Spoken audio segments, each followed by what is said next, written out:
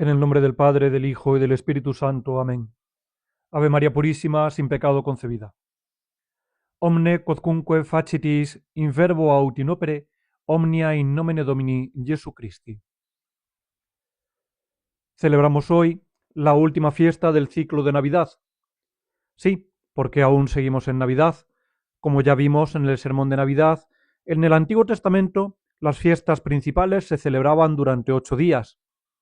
La Iglesia, tomando esta costumbre, prolonga las fiestas más importantes durante 8 días, que es lo que llamamos octava. Hay diferentes tipos de octavas, según la categoría de la fiesta. Epifanía es una fiesta de primera clase, con octava privilegiada de segundo orden. Lo que quiere decir que durante los 8 días que van desde el 6 hasta el 13 de enero, se celebra la misma misa de la Epifanía, salvo que coincida una fiesta de primera clase. Y el domingo que cae dentro de los 8 días en el que nos encontramos, el domingo dentro de la octava o de la infraoctava, se celebra la fiesta de la Sagrada Familia, que es la fiesta que celebramos hoy. Hay que tener en cuenta que el ciclo litúrgico es un círculo temporal eminentemente cristológico. Gira en torno a los dos principales misterios de nuestra salvación, a saber, la redención en Pascua y la necesaria encarnación con su fiesta del nacimiento de Cristo. De manera que ambas fiestas tienen 3 tiempos: preparación, celebración y prolongación. La preparación para la fiesta de la Encarnación es el tiempo de Adviento, que va desde el primer domingo de Adviento hasta el atardecer del 24 de diciembre. La celebración de la fiesta de la Encarnación es el tiempo de Navidad, que va desde las vísperas del 24 de diciembre hasta el 13 de enero inclusive, día de la octava de la Epifanía. Y la prolongación de la fiesta de la Encarnación es lo que se conoce como el tiempo después de Epifanía, que va desde el 14 de enero hasta el sábado previo al domingo de Septuagésima. Empieza entonces la preparación para la fiesta de la Redención o Pascua. Al ser esta la principal de las fiestas, como ya expuse en el sermón de la Navidad, quiere la Iglesia, como maestra buena que es, que se haga una triple preparación, a saber, remota, próxima e inmediata. La preparación remota empieza 70 días antes de la Pascua, de ahí su nombre de Septuagésima, y consta de 3 domingos: Septuagésima, Sexagésima y Quincuagésima. El miércoles de la semana de Quincuagésima comienza la preparación próxima o Santísima Cuaresma, la cuadragésima, 40 días antes de la Pascua. Aunque si nos fijamos, desde el miércoles de ceniza hasta el sábado de Pascua van 46 días naturales. Esto es así porque la Cuaresma son 40 días de penitencia y ayuno, no como hacen ahora en la Iglesia surgida del Vaticano II. Los católicos ayunamos los 40 días de Cuaresma, bajo pena de pecado mortal, a excepción de Hispanoamérica, que tiene su propia ley del ayuno. Pero como los domingos no son días de penitencia y no se hace ayuno, para salvar los 40 días de ayuno y realizar el ayuno instaurado por los santos patriarcas en el Antiguo Testamento y consagrado por Cristo en el desierto, y como hay 6 domingos entre Cuaresma y Pasión, se añaden 6 días sin ayuno a los 40 días de ayuno, y por eso la Cuaresma o preparación próxima para la Pascua empieza en mitad de la semana, un miércoles de cenizas.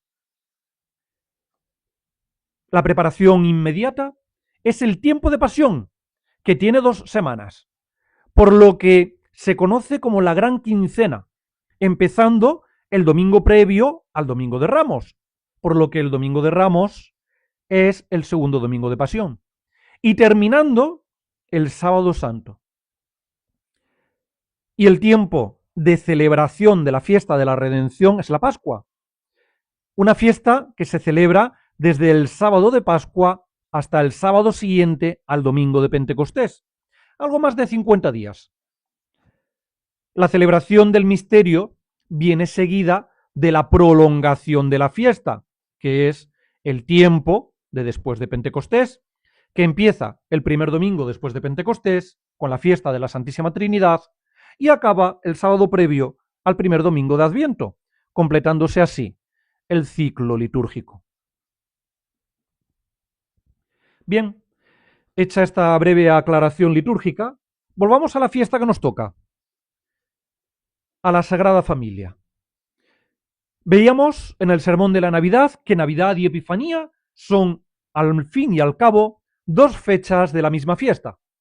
La fiesta de la manifestación de Dios a su pueblo y a los gentiles, de la manifestación a la humanidad por medio de su nacimiento y de la manifestación de su filiación divina en el Jordán durante el bautismo. Y en esta dominica, última del tiempo de Navidad, en la infraoctava de Epifanía, tras haber celebrado la manifestación prodigiosa de Dios con su nacimiento sin igual, alabado y anunciado por los ángeles a los pastores, revelado y adorado por los magos, que siguieron una sin par y misteriosa estrella, aceptado como Mesías nada más entrar en este mundo, y manifestado por la voz del Padre y el descenso del Espíritu Santo en forma de paloma, quiere la Iglesia introducirnos en un misterio tanto más sublime y prodigioso cuanto es más asombrosamente natural, ordinario y corriente. El misterio de su ocultación por oposición a su manifestación. Y es que uno se pregunta, ¿qué es más asombroso y prodigioso? ¿Que Cristo sea revelado por los ángeles, creados por Él como sus mensajeros y siervos, y por los astros, por Él creados, y de los que se sirve según su voluntad, y por el Padre, que lo engendra desde la eternidad? ¿O que siendo el hacedor de cielos y tierra, aquel que no tiene principio ni fin, por quien todo fue hecho y sin quien nada puede existir, a quien sirven y obedecen los ángeles y los arcángeles, las potestades de los cielos, los principados, las dominaciones y las virtudes, los tronos, querubines y serafines, aquel ante quien tiemblan los demonios, se oculte, sin embargo, en la vida corriente y ordinaria de una familia humilde, abrazando la pobreza y sometiéndose en obediencia a las criaturas por él creadas. Si maravilloso fue su nacimiento, su manifestación prodigiosa, más maravillosa, asombrosa y prodigiosa es su ocultación durante 30 años. Aquel que es luz quiso iluminar durante la mayor parte de su vida en la tierra la vida de familia. Quiso consagrar con su vida y ejemplo la familia como núcleo y fundamento de la sociedad. El día a día, lo ordinario, lo cotidiano. Si en la Navidad celebramos la manifestación de Dios, antes de acabar este sagrado tiempo, la Iglesia nos hace celebrar lo extraordinario de la vida ordinaria. Esa vida en la que todos estamos llamados a rendir gloria a Dios, imitando a esta sagrada Trinidad en la tierra, formada por el patriarca San José, la Purísima Virgen María y Cristo, el Hijo de Dios hecho hombre. La Sagrada Familia de Nazaret fue un templo vivo de obediencia. Por eso la Iglesia, en la liturgia, en el oficio divino, nos recuerda con especial énfasis la obediencia de Cristo al traer a nuestra consideración, tanto en laudes como en la hora de tercia, el versículo 51 del capítulo 2 del Evangelio de San Lucas, tomado del Evangelio de la misa de hoy, donde se lee que Cristo, tras haberse quedado en el templo enseñando a los doctores, descendió con María y José y vino a Nazaret y les estaba sujeto. Y en la hora sexta leemos el versículo 19 del capítulo 5 de la epístola a los romanos, donde San Pablo nos recuerda que así como por la desobediencia de un hombre fueron muchos constituidos pecadores, así también por la obediencia de uno solo serán muchos constituidos justos. Y en la hora de nona leemos el versículo 7 del capítulo 2 de la epístola a los Filipenses, en la que el mismo apóstol nos recuerda que Cristo se anonadó a sí mismo, tomando la forma de siervo, hecho semejante a los hombres y reducido a la condición de hombre. Y en el verso que sigue a la lectura recitamos con el salmista: desde mi infancia viví pobre y en trabajos me crié. Y así, al contemplar detenidamente aquel bendito hogar, aquel santuario terrenal de humildad y obediencia, podemos observar a Dios hecho hombre, sometido en todo y obedeciendo a su Santísima Madre y al glorioso patriarca San José. Y a la Reina de los cielos y tierra, a la Madre de Dios, obedecer humildemente a su castísimo, solícito y santo esposo. Que Dios, para que su madre pudiera practicar la humildad, solo se dirigió a ella a través del arcángel San Gabriel para pedirle permiso para encarnarse en sus benditísimas entrañas. Sin embargo, en adelante, es con San José, con el padre y cabeza de familia, con quien habla el mensajero celestial a través de sueños, para que ella, que era la criatura más obediente creada por Dios, pudiese, al igual que su hijo, someterse a la obediencia del santo patriarca, que había sido constituido por Dios en custodio y guardián de su mayor tesoro, del Verbo encarnado y de su Santísima Madre, dando ejemplo a las mujeres que deben estar sometidas a sus maridos. Y así vemos cómo el mensajero celestial habla a San José para que reciba a María en su casa después de la encarnación, pero también lo vemos hablar al santo patriarca para que tome a la madre y al niño y vaya a Egipto. Y luego, llegado el momento, le vuelve a hablar para que vuelva a tomar a la madre y al niño y regrese a Israel.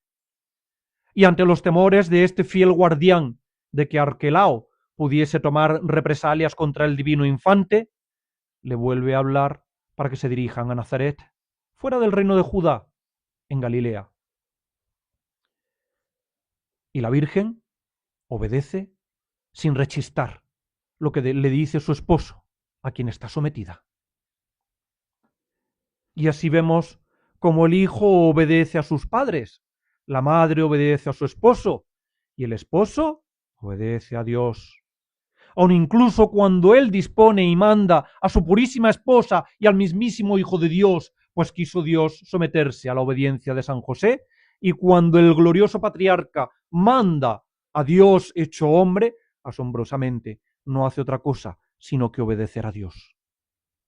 Por lo que la obediencia y sumisión en esta sagrada familia, modelo de todas las familias del mundo, es total, absoluta y perfecta en todos sus miembros.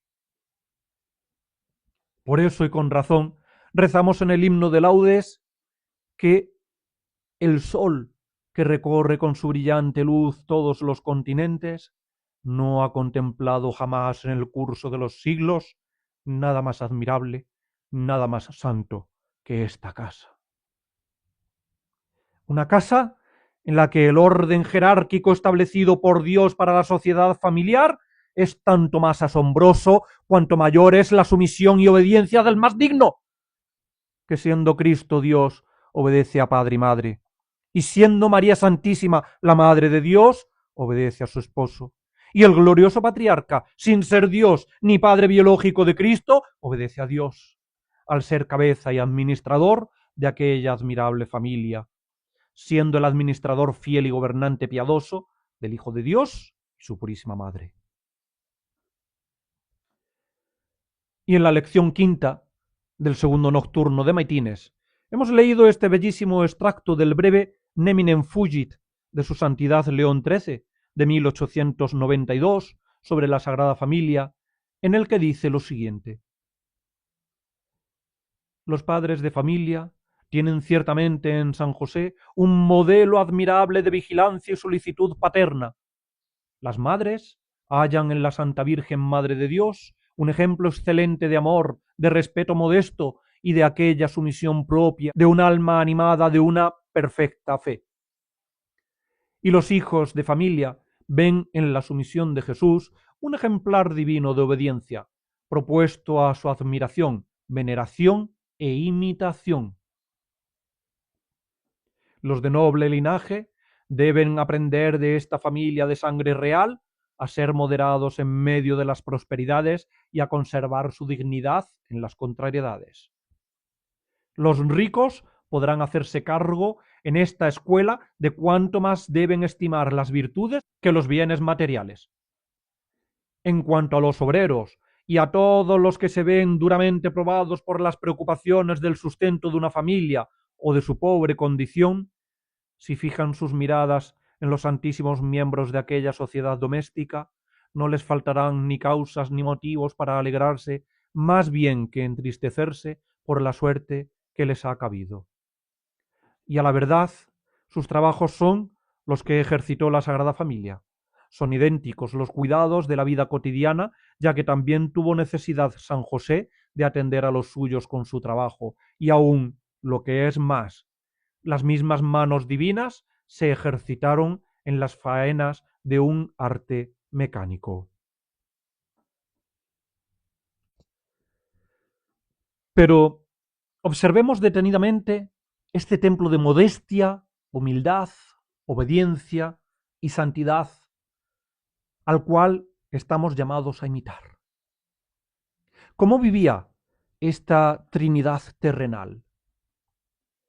Ellos estaban continuamente en presencia de Dios, vivían en una continua presencia de Dios, pero ¿acaso estaban las 24 horas del día de rodillas en oración, sin hacer nada más? Obviamente no. Pues tenían que realizar trabajos menesterosos. Desde mi infancia viví pobre y en trabajos me crié, hemos recitado en el oficio divino. Sin embargo, todo lo que hacían, lo hacían en nombre de Dios, ofreciéndoselo a Él, y de esa manera estaban en una ininterrumpida presencia de Dios, además de por estar Cristo entre ellos.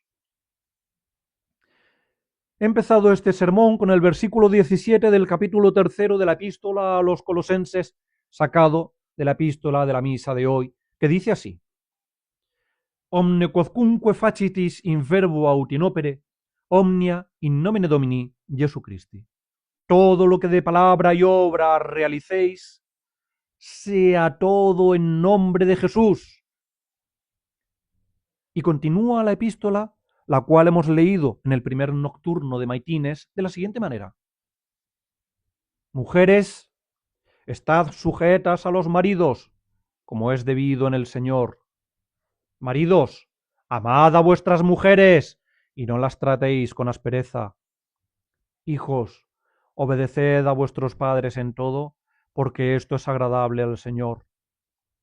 Siervos, obedeced en todo a vuestros amos temporales, no sirviéndolos solo mientras tienen la vista sobre vosotros, como si no deseaseis más que complacer a los hombres, sino con sencillez de corazón y temor de Dios.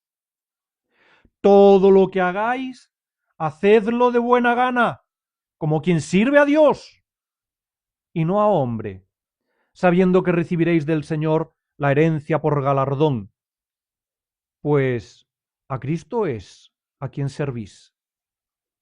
Mas el que obra mal llevará el pago de su injusticia, porque en Dios no hay acepción de personas. Amos, tratad a los siervos según lo que dictan la justicia y la equidad, sabiendo que también vosotros tenéis un amo en el cielo. Perseverad en la oración, velando en ella y acompañándola con acción de gracias. Bien, aquí me detendré, porque, por desgracia, por lo general, perdemos muchísimas oportunidades de rendir gloria a Dios. en el día a día de nuestra vida cotidiana, de esa vida que fue consagrada en el santuario de la casa de Nazaret por la Sagrada Familia, por las 3 personas más santas que hayan pisado la tierra.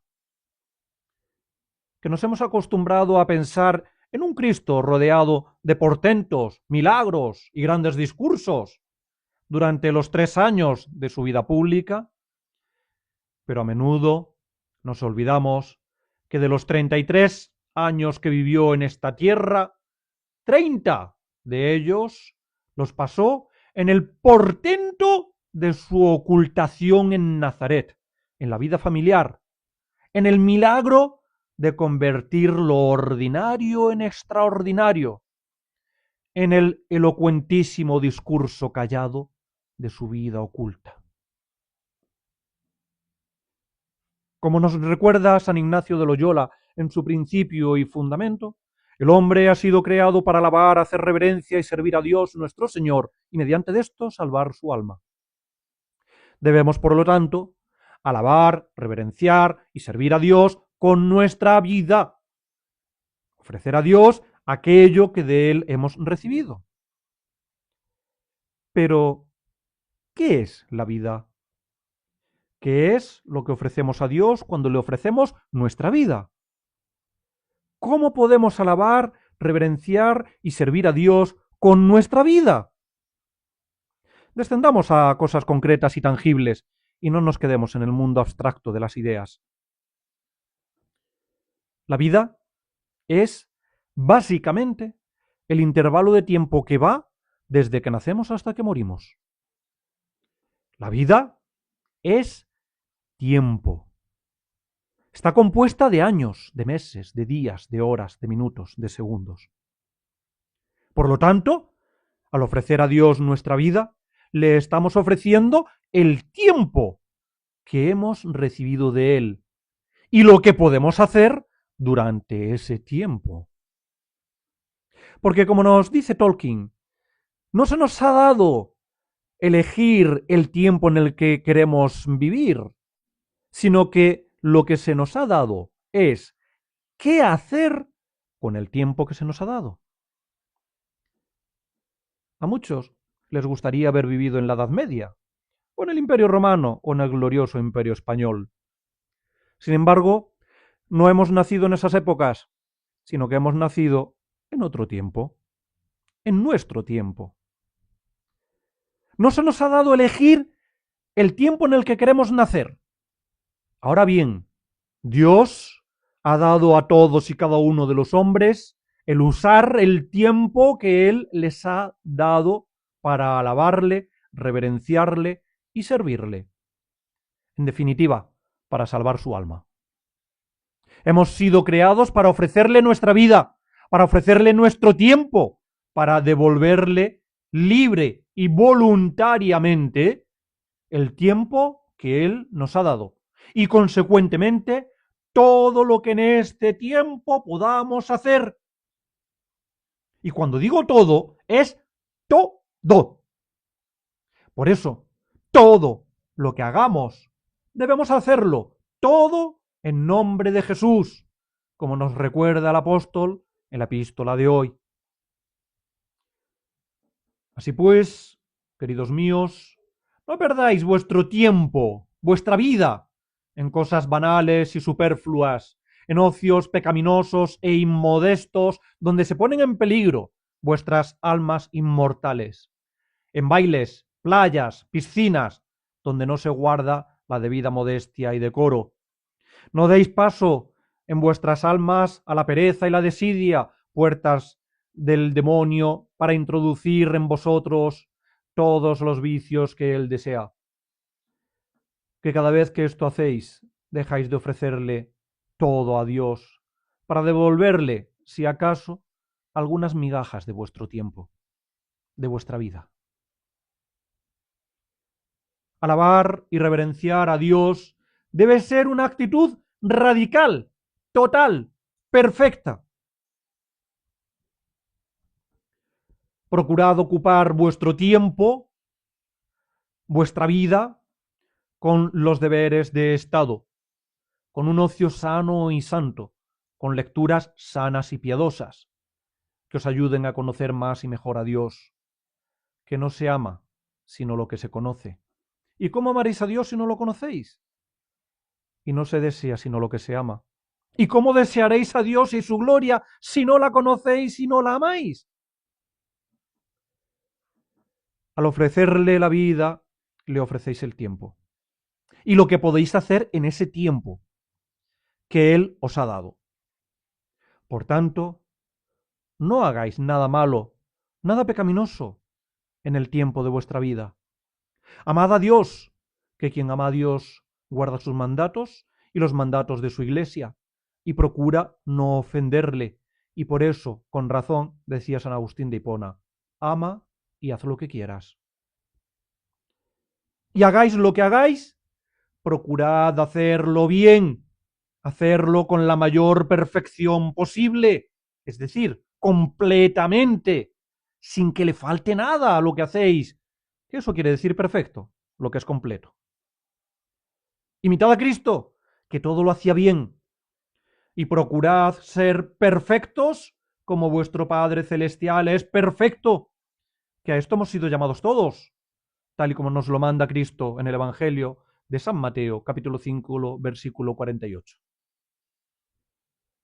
Hacedlo todo con perfección, en nombre de Dios y pensando en Él. Pues a esto es a lo que nos invita hoy la Iglesia al traer a nuestra consideración la vida de la Sagrada Familia en la humilde casa de Nazaret. Nos enseña San Juan de la Cruz que para saber cómo debemos actuar, pensemos en cómo actuarían Cristo nuestro Señor y su Santísima Madre si estuvieran en nuestras mismas circunstancias. Pues parémonos a observar, a contemplar e imitar a la Sagrada Familia, donde lo ordinario se vuelve extraordinario. Y así, cuando tengas que estudiar, fíjate qué cosa tan ordinaria y cotidiana. Estudia como estudiaría y estudió Cristo, con dedicación y humildad, que siendo la sabiduría eterna del Padre fuera del tiempo, al encarnarse, fue creciendo en sabiduría y en edad, es decir, según iba creciendo, iba manifestando su sabiduría, pero a la vez, en un gesto de humildad sin igual, se dejaba enseñar y no presumía de saber las cosas que le enseñaban. Se dejó enseñar de su paternal custodio el oficio de carpintero. Y aquel que creó todo con su palabra, y nada de lo que se ha creado ha sido creado sin él, en cuanto que hombre crea con sus propias manos, siguiendo las enseñanzas de su padre protector, custodio y maestro, el glorioso patriarca San José. Y estudia como estudió la Santísima Virgen María, que siendo el trono de la sabiduría, se crió y creció en el templo de Jerusalén, estudiando la Sagrada Escritura y la ley de Dios, estudiando y conociendo a Dios con toda su alma, con todo su ser, para amarle con toda su alma, con todo su ser. ¿Con qué dedicación no estudiaría aquella bendita infantica? Cuando estudies, aplícate a ello con toda tu alma, con todo tu ser. Procura estudiar lo mejor que puedas y sepas, pero sin querer saber más que nadie. E imita a Cristo, que siendo Dios y sabiéndolo todo, se dejó enseñar con humildad, aceptando lo que le decían, hasta el punto de parecer que adquiría sabiduría, el que es la misma sabiduría. No hagas como hacen muchos, que pretenden saber más que el maestro y hasta se atreven a darle lecciones. Actitud que vemos muy a menudo, por desgracia, incluso en la vida y en la situación actual de la Iglesia, donde simples laicos sin formación, por haber leído algún artículo que otro en redes sociales o algún documento del magisterio, se creen con autoridad para enseñar y pretenden dogmatizar y dar lecciones a los sacerdotes.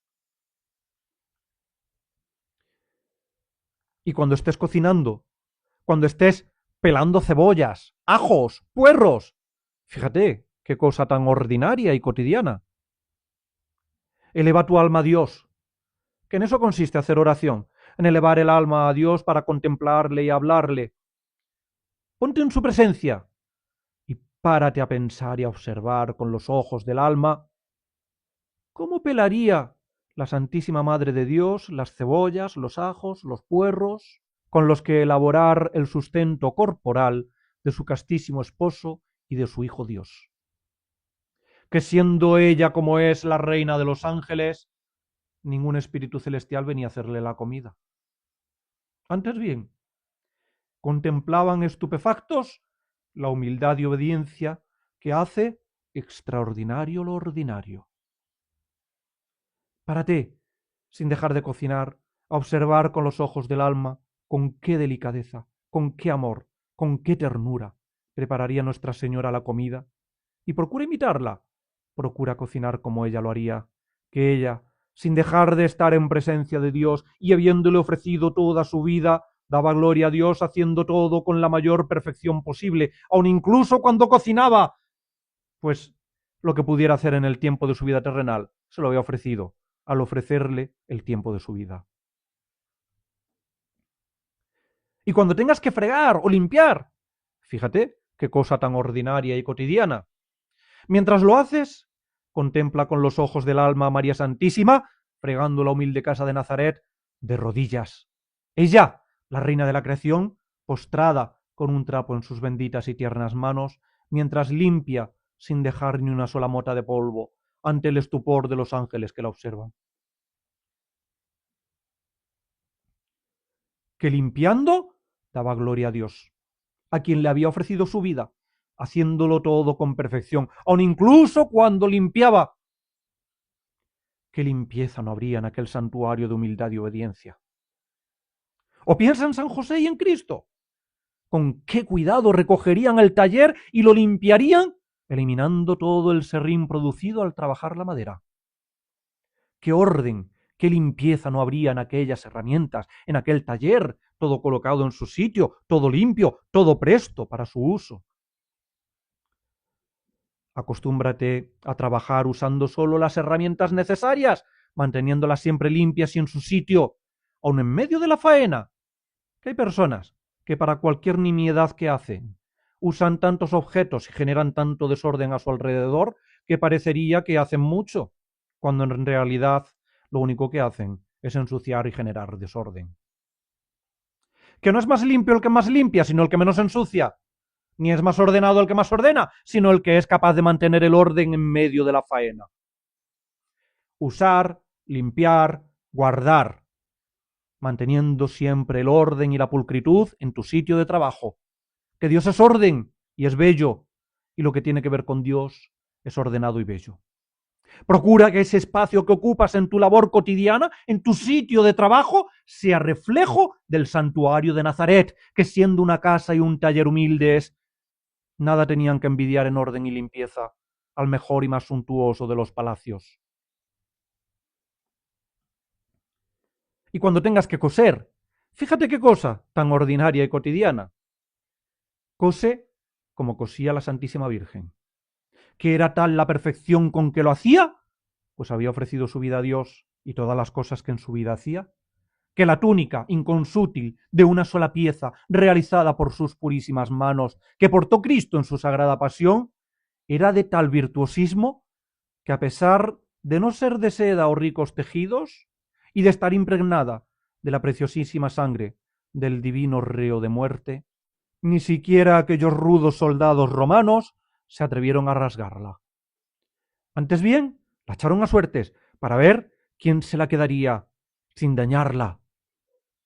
Qué impresión no les causaría la perfección y primor de aquella singular y sagrada túnica, la más bella jamás bordada por manos humanas, para no atreverse a romperla. Y es que aquella túnica llevaba el sello de la perfección con la que hacía las cosas la purísima, siempre Virgen y Madre de Dios. Que la perfección y la belleza no están reñidas con la humildad y sencillez de los materiales con los que se realizan las obras. Procura, pues, imitar a la Santísima Virgen y que todo lo que hagas lleve siempre el sello de la perfección, de lo que está hecho en nombre de Dios. Y cuando tengas que mover muebles u objetos, Fíjate qué cosa tan ordinaria y cotidiana. Mientras lo haces, contempla con los ojos del alma al glorioso patriarca San José y a Cristo nuestro Señor, que también movían muebles, pues eran carpinteros. Y no solo los movían en el taller, sino que los trasladarían a los domicilios de las personas que se los habían encargado. Con qué cuidado, destreza y primor tallaron aquellos muebles, y más aún, con qué delicadeza los moverían, sin que recibiesen ni un solo rasguño, ni un roce, ni un solo desperfecto ante el asombro de los ángeles que contemplaban el espectáculo inaudito de ver a Dios trabajar de carpintero y aun repartiendo, cargando y entregando los muebles con sus propias manos. Hay muchas personas que tratan los objetos, los muebles, las cosas, con cierto desdén, con descuido, con desprecio, sin importarles si se rompen o no, y menos aún el inconveniente que puedan causar a terceros con esos desperfectos. Personas que abren y cierran las puertas de las casas y de los muebles con gran estrépito y sin cuidado alguno, que arrastran y golpean las mesas, las sillas, los muebles, sin importarles si los rozan, rayan o deterioran. Tú, sin embargo, trata las cosas con delicadeza, pues las mueves en el tiempo de tu vida que debes haber ofrecido a Dios. Al tratar las cosas con delicadeza en el tiempo que se te ha dado, estás dando gloria a Dios. Pues, además, al tratar con cuidado las cosas creadas, ya sea por Dios, ya sea por los hombres, te pareces a Dios, que trata su creación con delicadeza y cuidado, y no sólo como Dios, sino también como hombre. ¿O acaso te imaginas a Cristo pegando portazos o arrastrando de mala manera los muebles en aquel singular santuario de Nazaret? No, ¿verdad? Pues haz tú lo mismo allí donde estés. Y cuando tengas que cuidar niños, fíjate qué cosa tan ordinaria y cotidiana. Mientras lo haces, contempla con los ojos del alma al glorioso patriarca San José y a la Santísima Virgen Madre. Con qué delicadeza no cuidaron, vistieron, alimentaron, educaron y proveyeron todo lo necesario para sustentar la vida débil del Dios fuerte hecho niño indefenso. Y cuando tengas que cuidar a desvalidos, enfermos, ancianos o moribundos, fíjate qué cosa tan ordinaria y cotidiana. Mientras lo haces, contempla con los ojos del alma a la Santísima Virgen María, sirviendo y ayudando a su prima Santa Isabel, que estaba embarazada del precursor, aun cuando ella misma lo estaba del Redentor. O contempla a la madre con su hijo, ya crecido, prodigando los últimos cuidados al moribundo patriarca San José. Con qué dulzura, con qué amor, con qué finura, con qué exquisitez no tratarían a quien había sido su padre, esposo, custodio, administrador y provisor, proveyendo para él las últimas necesidades de su vida terrenal, que no ha habido criatura más privilegiada en su muerte que este santo patriarca, pues murió en la compañía y con el consuelo de los dos seres más santos, más hermosos, más amantes que hayan existido ni puedan existir jamás. Con razón la Iglesia lo aclama como patrón de la buena muerte.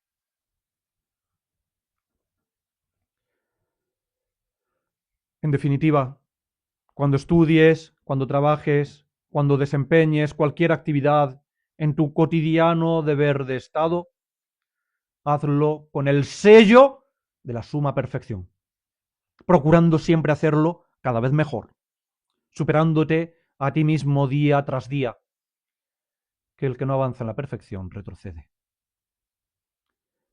Pero no compitas con nadie, pues lo que haces debes hacerlo con perfección para dar gloria a Dios en las cosas que hagas, en el tiempo que Él te ha dado, para ser perfecto como Él es perfecto.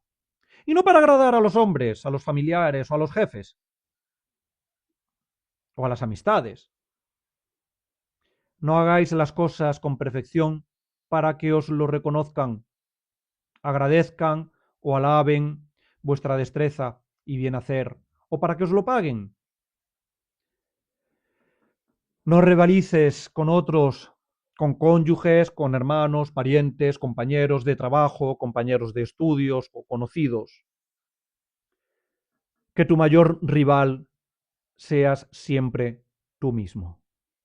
Procura ser perfecto en todo y ayudar a los demás a ser perfectos. Y aun incluso, si fuera posible, a aventajarte a ti mismo, en el caso de que ellos tengan más aptitudes que tú, porque no seas capaz ya de hacer mejor las cosas. Recuerda la última petición de las letanías de la humildad del cardenal español Merry del Val, secretario de San Pío X, que dice así: que los demás sean más santos que yo, con tal que yo sea todo lo santo que pueda. Intenta hacerlo todo con la mayor perfección posible, dentro de tus posibilidades y aptitudes, y procura que los demás te aventajen en perfección. Que la caridad es servicial, no es envidiosa, no se engríe, no es egoísta, como nos recuerda San Pablo en su primera epístola a los Corintios. ¿O acaso te imaginas a Cristo compitiendo con San José en hacer mejor los muebles en el taller? No, ¿verdad? Pues imítale a él, que siendo Dios, y según iba manifestando su sabiduría y destreza con la edad, no intentaba superar a su custodio y tutor, sino que le ayudaba con amor y discreción, para que San José pudiera hacer los muebles cada vez mejor, cada vez con mayor perfección, sin reclamar que él le estaba ayudando. No busques los elogios de los demás. Haz las cosas con perfección porque la has ofrecido con toda tu vida, con todas tus obras, a Dios, y porque debes ser perfecto como Él, y procura ayudar desinteresadamente a los que te rodean para que hagan las cosas aún incluso mejor que tú, si eso fuera posible.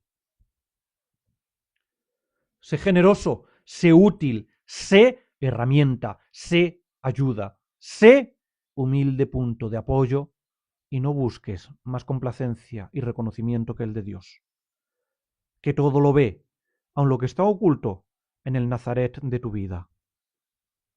Niégate a ti mismo para que otros te superen, después de tú haberlo dado todo. Que si todos actuásemos así, imitando la vida de aquel humilde santuario de Galilea, el mundo sería muy distinto.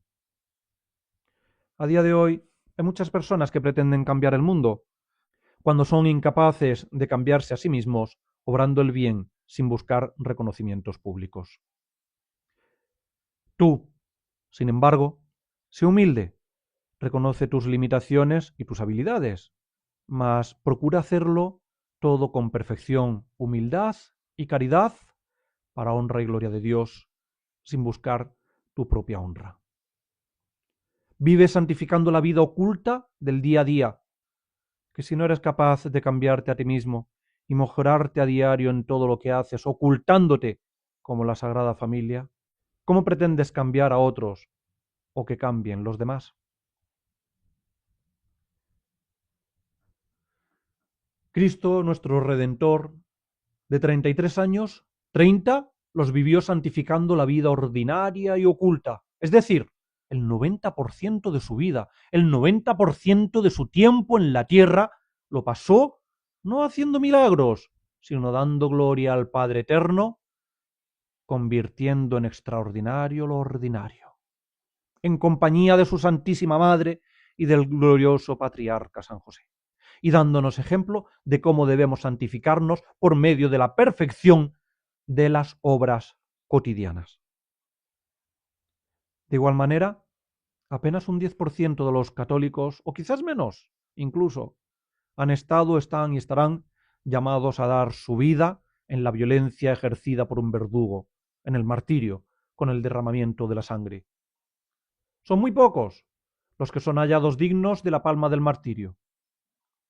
Sin embargo, todos estamos llamados al martirio cotidiano y oculto de la vida ordinaria, entregando nuestro tiempo, nuestra vida, nuestra sangre, en un lento, continuo e ininterrumpido goteo diario, gota a gota, segundo a segundo, minuto a minuto, negándonos a nosotros mismos, buscando la perfección en las cosas pequeñas y cotidianas, haciéndolo todo por Dios en el nombre de Jesús.